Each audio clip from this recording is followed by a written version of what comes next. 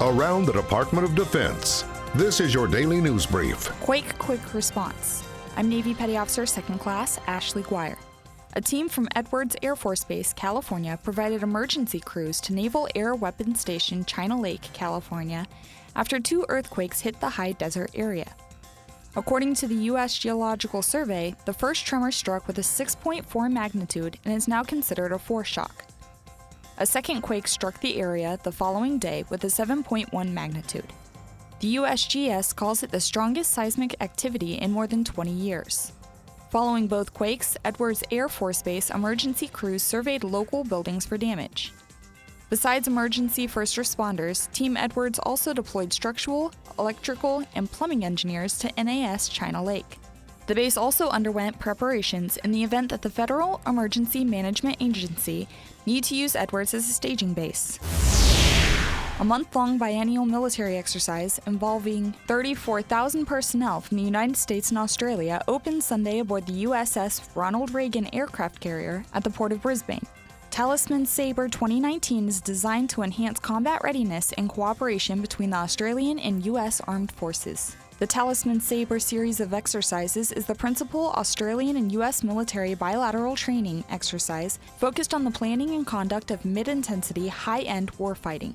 Historically, Talisman Sabre exercises have been conducted across northern and eastern Australia and within Australia's exclusive economic zone. Talisman Sabre will run until early August 2019. Acting Defense Secretary Dr. Mark Esper welcomed Qatar's Emir Sheikh Tamim bin Hamad Al Thani to the Pentagon for talks on the situation in the Arabian Gulf. The United States and Qatar have a long-standing and multifaceted strategic security partnership based on a shared commitment to peace and stability in the region. The United States' relationship with Qatar is stronger than ever. Al Udeid Air Base remains a vital strategic base, and we greatly appreciate your support to our military service members stationed there.